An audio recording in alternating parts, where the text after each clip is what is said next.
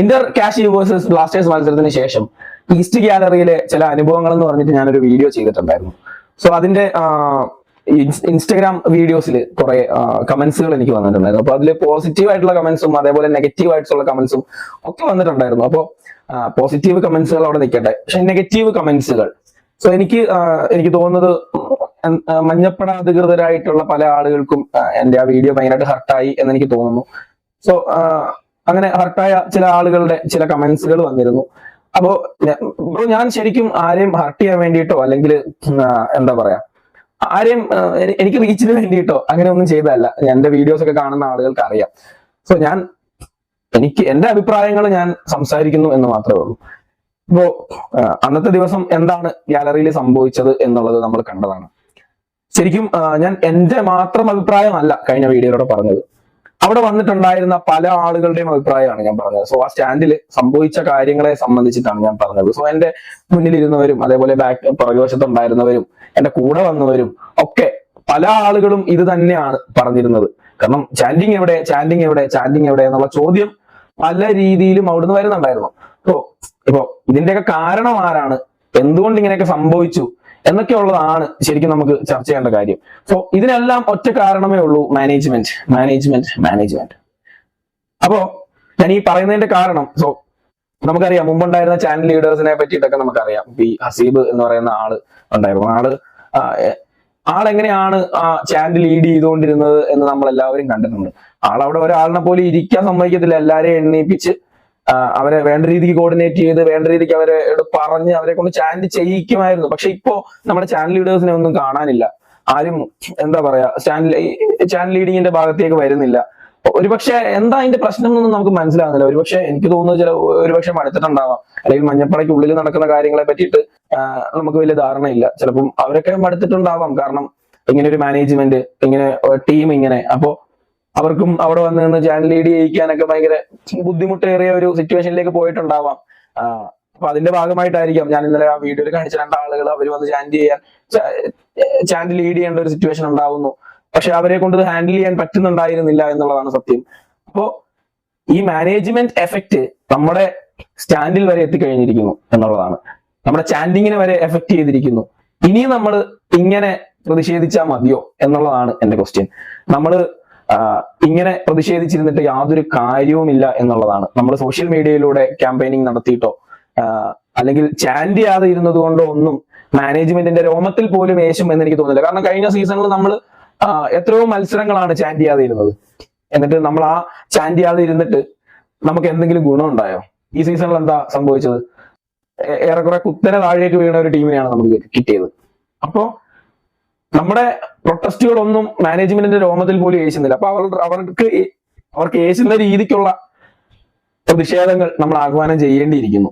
നമ്മൾ പലതരത്തിലുള്ള ടിഫോസ് ഡിസ്പ്ലേ ചെയ്യാറുണ്ട്. അപ്പോ എന്തുകൊണ്ട് മാനേജ്മെന്റിനെതിരെ ഒരു ടിഫോ നമുക്ക് ഡിസ്പ്ലേ ചെയ്ത് കൂടാ? ശരിയാണ്, ഒരുപക്ഷെ ഒരു ടിഫോ ഒക്കെ നമ്മൾ സ്റ്റേഡിയത്തിലേക്ക് കൊണ്ടുവരുമ്പോൾ മാനേജ്മെന്റിന്റെ ഭാഗത്തു നിന്നുള്ള ചെക്കിങ്ങും കാര്യങ്ങളൊക്കെ ഉണ്ടാവും. അതൊക്കെ കഴിഞ്ഞിട്ട് മാത്രമേ ചിലപ്പോൾ നമ്മുടെ ടിഫോ ഉള്ളിലേക്ക് കയറ്റാൻ അവർ സമ്മതിക്കുകയുള്ളൂ. അങ്ങനെയുള്ള കാര്യങ്ങൾ ഉണ്ടാവാം. ഓക്കെ, സ്റ്റേഡിയത്തിൽ കയറ്റാനല്ലേ അവർക്ക് പറ്റാത്തുള്ളൂ. സ്റ്റേഡിയത്തിന് പുറത്ത് പ്രദർശിപ്പിക്കുന്നതിൽ അവർക്കൊന്നും ചെയ്യാൻ പറ്റില്ലല്ലോ, അല്ലെങ്കിൽ അവർക്ക് തടയാൻ പറ്റില്ലല്ലോ. സ്റ്റേഡിയത്തിൽ നമ്മുടെ ടിഫോ കയറ്റിയില്ല മാനേജ്മെന്റ്, നമുക്ക് പുറത്ത് പ്രദർശിപ്പിക്കാം, സ്റ്റേഡിയത്തിന് വെളിയിൽ. പിന്നെ നമ്മൾ തെരുവിൽ ഇറങ്ങേണ്ട സമയമാണ്, റോഡിൽ ഇറങ്ങേണ്ട സമയമാണ്, റോഡിൽ ഇറങ്ങി പ്രതിഷേധിക്കേണ്ട സമയമാണ്. അതായത് ഈ എല്ലാവരും കൂടി ടിക്കറ്റ് എടുത്ത് കളി കാണാൻ ഗാലറിയിൽ കയറിയിട്ട് അവിടെ ഇരുന്ന് പ്രതിഷേധിക്കാം എന്ന് വിചാരിക്കേണ്ട. സോ നമ്മുടെ സ്റ്റാൻഡിൽ ഇരുന്നുകൊണ്ടുള്ള പ്രതിഷേധങ്ങൾ എപ്പോഴും ബാധിക്കുന്നത് നമ്മുടെ ടീമിനെയാണ്, നമ്മുടെ പ്ലേയേഴ്സിനെയാണ്. അവരാണ് ഡീമോട്ടിവേറ്റ് ആകുന്നത്. അത് അവരുടെ കളിയെ ബാധിക്കും.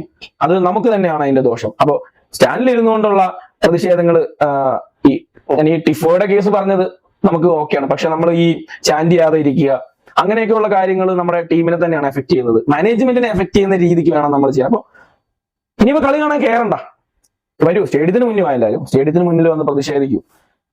കളി കാണാൻ കയറണ്ട, ഒരു സീറ്റിൽ പോലും ആളുണ്ടാവരുത്.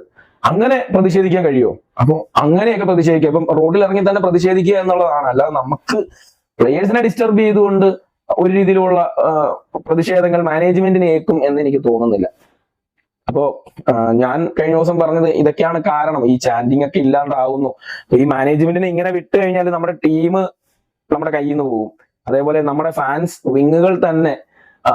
വിങ്ങുകൾക്കുള്ളിൽ തന്നെ പ്രശ്നങ്ങളും പല തട്ടും കാര്യങ്ങളൊക്കെ ഉണ്ടായി എല്ലാം നശിക്കാൻ വരെയുള്ള സാധ്യത വളരെ കൂടുതലാണ്. അപ്പോ എന്തായാലും നമ്മുടെ മാനേജ്മെന്റ് അവര് പൊട്ടന്മാരൊന്നും അല്ല. അവര് ഏത് രീതിയിൽ പൈസ ഉണ്ടാക്കാം, ഏത് രീതിയിൽ ലാഭം ഉണ്ടാക്കാം, അത് മാത്രം ചിന്തിച്ചുകൊണ്ട് മുമ്പോട്ട് പോകുന്നവരാണ്. ഫുട്ബോൾ എന്ന് പറയുന്ന സാധനമായിട്ട് യാതൊരു രീതിയിലുമുള്ള പാഷൻ ഇല്ലാത്ത കുറച്ച് ആളുകളാണ് നമ്മുടെ മാനേജ്മെന്റിലുള്ളത്. സോ അവരെ എങ്ങനെയെങ്കിലും ഇറക്കി വിടുക എന്നുള്ളത് മാത്രമാണ് ഇനി നമ്മൾ ഫോക്കസ് ചെയ്യേണ്ട കാര്യം. അപ്പൊ അതിനെന്ത് ചെയ്യാൻ കഴിയും എന്നുള്ളത് ആലോചിക്കുക. നമ്മൾ വെറുതെ ചാൻഡ് ചെയ്യാതെ ഇരുന്നിട്ടോ അല്ലെങ്കിൽ നമ്മൾ കാര്യമില്ല എന്നുള്ളതാണ്. അപ്പോ പിന്നീട് ഇതിനകത്ത് കുറച്ച് പോസിറ്റീവ് കമന്റ്സ് വന്നിരുന്നു. ഈ പോസിറ്റീവ് കമന്റ്സ് എന്ന് പറയുമ്പോൾ അത് പല തരത്തിലുണ്ടായിരുന്നു കേട്ടോ. ഇപ്പം ഞാൻ പറഞ്ഞ കാര്യങ്ങൾ ശരിയായിരുന്നു, സ്റ്റാൻഡിൽ ഞാൻ ഉണ്ടായിരുന്നു, എനിക്കും അതാണ് ഫീൽ ചെയ്തത് എന്നൊക്കെ പറഞ്ഞുള്ള കമന്റ്സുകളുണ്ട്. പിന്നെ ചില കുറച്ച് ഐക്കോണിക് കമന്റുകൾ ഞാൻ നോട്ട് ചെയ്തിരുന്നു കേട്ടോ.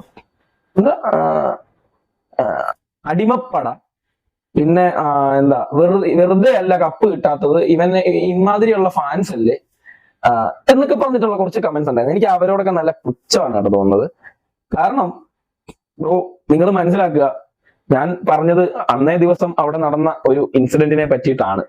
അവിടെ ഉണ്ടായിരുന്ന പലർക്കും, ആദ്യമായി കളി കാണാൻ വന്നവർക്ക് ഒക്കെ ഉണ്ടായ ചില അനുഭവത്തെ പറ്റിയിട്ടാണ് പറഞ്ഞത്. അല്ലാതെ മഞ്ഞപ്പട അങ്ങനെയാണെന്നോ, മഞ്ഞപ്പടയുടെ സ്റ്റാൻഡ് അങ്ങനെയാണെന്നോ, ആ ഫാൻസ് വിങ് അങ്ങനെയാണെന്നോ ഒന്നും ഞാൻ പറഞ്ഞിട്ടില്ല. കാരണം മഞ്ഞപ്പട എങ്ങനെ മഞ്ഞപ്പടയായി എന്നുള്ളത് അറിയാത്തത് കൊണ്ടാണ് നിങ്ങൾ ഇങ്ങനെയുള്ള കമന്റ്സുകൾ പറയുന്നത്. 2014 ISL സ്റ്റാർട്ട് ചെയ്തതിന് ശേഷം കളി കാണാനൊക്കെ ഒരുപാട് ആളുകൾ വരുന്നുണ്ട്.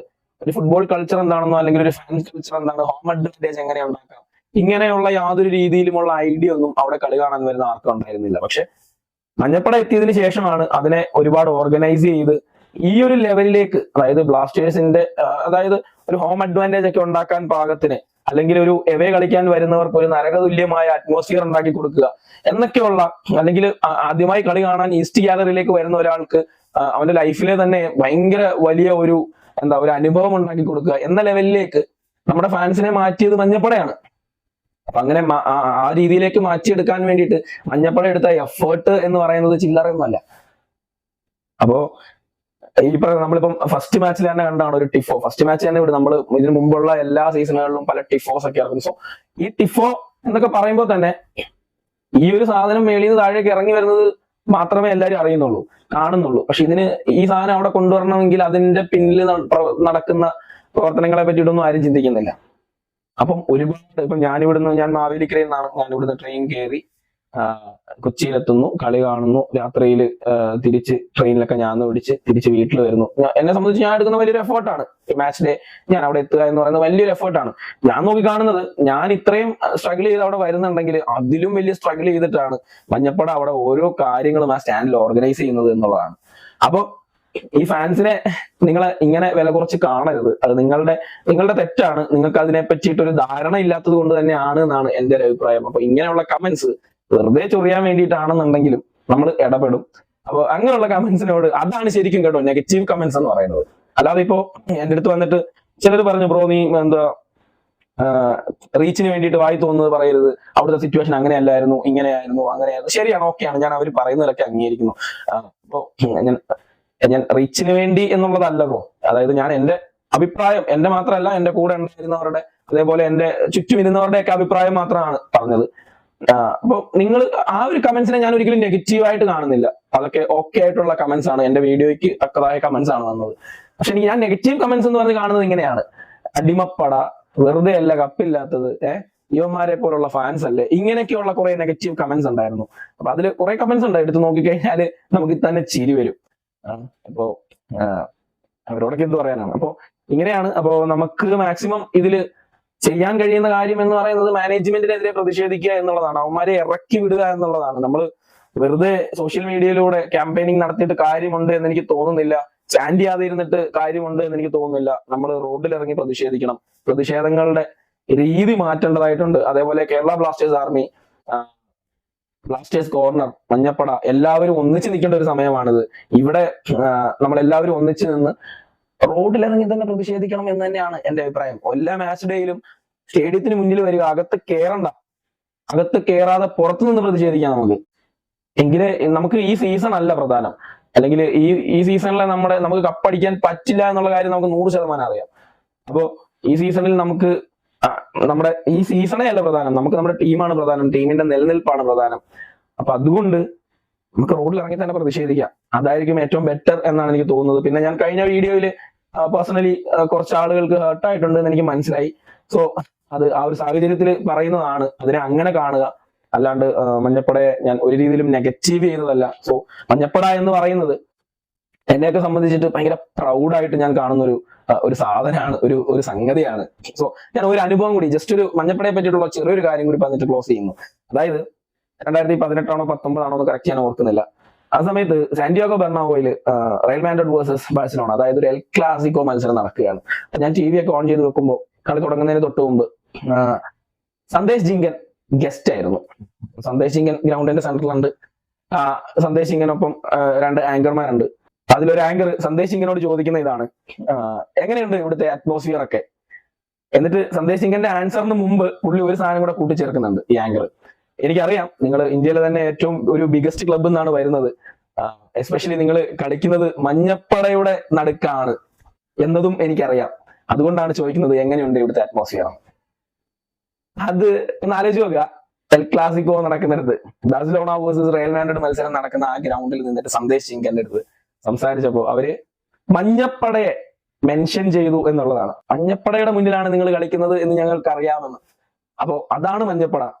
ഇവിടെ പലർക്കും വിലയില്ലായിരിക്കും, അടിമപ്പടയെന്നും അല്ലെങ്കിൽ ഇങ്ങനത്തെ ഫാൻസ് ഉള്ളത് കൊണ്ടാണ് കപ്പടിക്കാത്തതെന്നും ഒക്കെ പറയുന്ന ഒരുപാട് ആളുകളുണ്ട്. അവർക്കൊന്നും ഒരു വില ഇല്ലായിരിക്കും. പക്ഷെ ഫുട്ബോളിനെ അറിയാവുന്ന, ഫുട്ബോൾ നോളജ് ഉള്ള, ഫുട്ബോൾ എന്താണെന്ന് അറ്റ്ലീസ്റ്റ് ഫുട്ബോൾ എന്താണെന്ന് അറിയാവുന്നവർക്ക് മഞ്ഞപ്പട എന്താണെന്ന് അറിയാം. Okay, thank you.